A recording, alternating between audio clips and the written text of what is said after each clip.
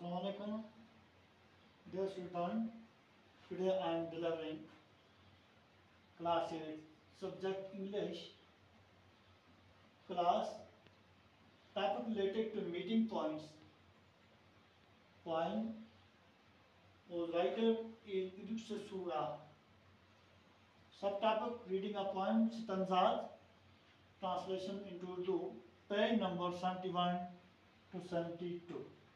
You have to make your mental concentration on your English textbook in order to listen the poems consciously. बच्चों, मैं आज आपको English के एक point पढ़ाने जा रहा हूँ जिसका टॉपिक है मीटिंग पॉइंट्स, यानी शायर जो है, शायरा जो है वो शायर से कैसे मिलती जुलती हैं, उनका आपस में कैसे इंटरेक्ट होता है। तो इसी के रिलेटेड मैं आपको ये लेसन पढ़ाने जा रहा हूँ। तो आप अपनी नज़र इस पर रखेंगे। मीटिंग पॉइंट्स, ये है पेज नंबर 71 और इसके स्टैंजाज हैं। Meeting points, I am disconcerted sometimes. शायर कहते हैं कि हम कभी कभार इतने परेशान और इतने यानी ज़हन में उलझन में पड़ जाते हैं। By the colour of their socks, the suspense of a wig, the warps in the voice. मखड़ा, जमीतो वास कहते हैं मखड़े को। मखड़ा अपनी जाल के अंदर जो आवाज़ बनाता है। And in air some time of drunkenness, हवा के अंदर जो धुंधलापन होता है। Best to meet in points, cool speculate shells in which one hears a sad but distant sea. तो इसके दो स्टैंजाज हैं जिनमें दो चीज़ें यहाँ पर दिखाई गई हैं। तो बच्चों, यहाँ पर ये बात एक काबिल जिक्र एक बात यहाँ पर ये लिखी गई है कि मैं जिसको उर्दू में इसकी समरी पेश कर रहा हूँ पॉइंट की। तो बच्चों, ये पॉइंट जो है शायरा जो है वो शायरों को समझने की कोशिश करती है। शायरा जो है वो शायरों को समझने की कोशिश करती है और इनको समझ नहीं पाती। हाउ कुड शी अंडरस्टूड, वो उनको कैसे समझ पाती सकती। शायरा शायरों का बहरूम देखकर हैरान होती है, यानी बाहर की उनका चेहरे का हिसाब किताब, उठना बैठना। शायर बाहर से कुछ और अंदर से कुछ और होते। How can we recognise the points, हम कैसे यानी एक शायर को कैसे पहचान सकते हैं। तो सीधी सी बात है कि हमने अभी पूरा लेसन यानी ज़हन में नहीं लिया, लेकिन मैं अपनी नॉलेज से ये कहूँगा कि उनके वर्ड से हम उनको पहचान सकते हैं। जो वो लिखते हैं, जो वो तारीर करते हैं, हम उनकी उस तारीर से उनको पहचानेंगे। तो बच्चे, ये एक ख़ास बात है। मैं आपका एक टीचर हूँ, आप मुझे कैसे पहचान सकते हो? आप मुझे इस तरह पहचान सकते हो जब मैं आपके सामने आपकी टेक्स्ट बुक इंग्लिश की लेकर आपको पढ़ाने जा रहा हूँ और उसके बाद उसमें जो स्टैंजाज जो आ रहे हैं 3 और 4 फिक्रे के, उनको ट्रांसलेशन को एक्सप्लेनेशन में दे रहा हूँ, उनको बयान कर रहा हूँ आपको उर्दू अल्फाज में। तो आप देखोगे कि हमारा उस्ताद हमें किस तरीके से ये इसकी मीनिंग हमें बताने जा रहा है, जो हमें पूरी तरीके से अंडरस्टूड हो सकते हैं। तो इसी तरीके से हम कहते हैं कि वो लिबास और बाकी पहनाव ठीक ढंग से नहीं पहनते शायर जो होते हैं, ये एक बात उनमें है। लेकिन बाहरी दिखावा कोई खास मतलब नहीं रखता, इसका अंदरून अच्छा होना चाहिए। तो यहाँ से एक बात है, शायरा कहती है कि अगर शायरों को समझना हो तो उनके लिखे हुए काम पढ़ने चाहिए। उनकी शायरी से उनके बारे में पता चलता है। अगरचे वो बाहर से कुछ भी लगते हैं, लेकिन अंदर से वो कुछ खास होते हैं। वो हमें ऐसी जगहों और ऐसी चीज़ों के बारे में बताते हैं जो हमारे दिमाग से भी दूर होते हैं। वो इन चीज़ों और जगहों को खूबसूरत अंदाज में बयान करते हैं।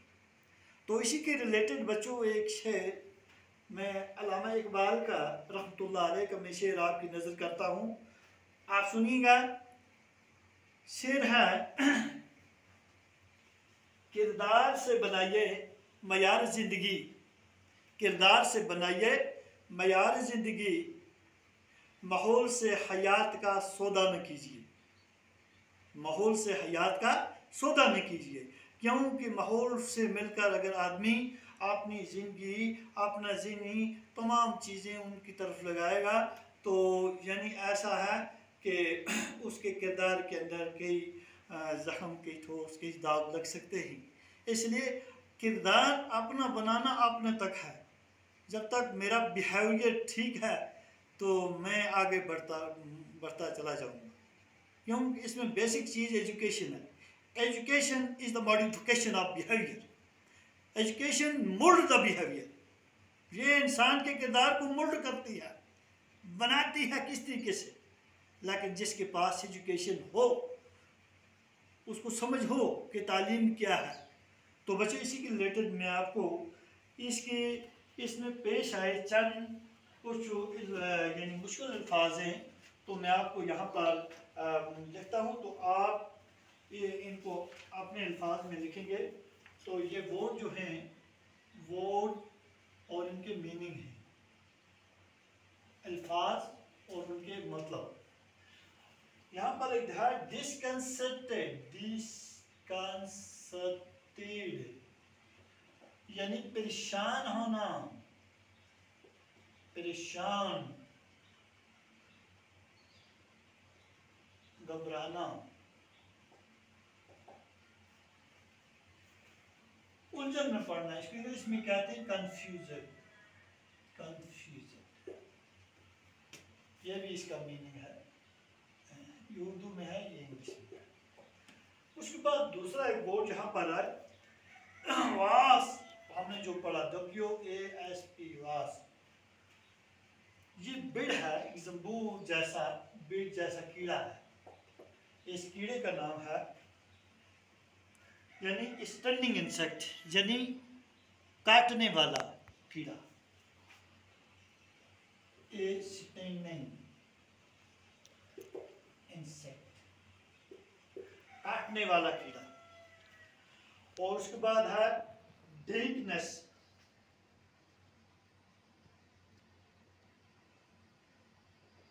नाखुशगवार,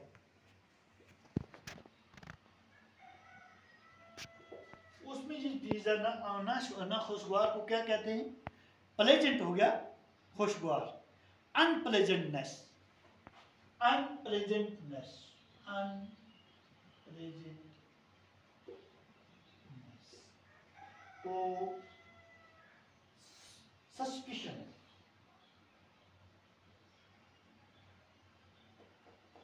बदगुमानी,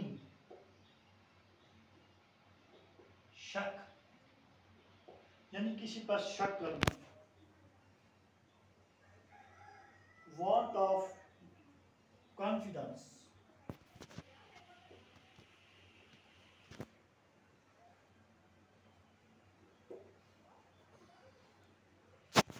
shabby, मैले कपड़े,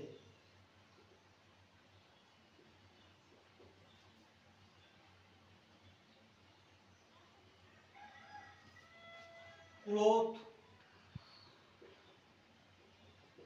with rigid, जिसमें मैल की चल लगी हो। तो बच्चों ये रहा आज का लेसन जो हमारा जो था इंग्लिश का रिलेटेड टॉपिक मीटिंग पॉइंट्स, ये हमने पढ़ा। और आप अपने घर पर दोबारा इसको नज़र देंगे, पढ़ने का यानी पढ़ने की प्रैक्टिस करोगे इसके सितमजाज को, और इनको ट्रांसलेशन मैंने आपको बताया कि शायरा जो है वो शायरों को किस तरीके से समझने की कोशिश करती है।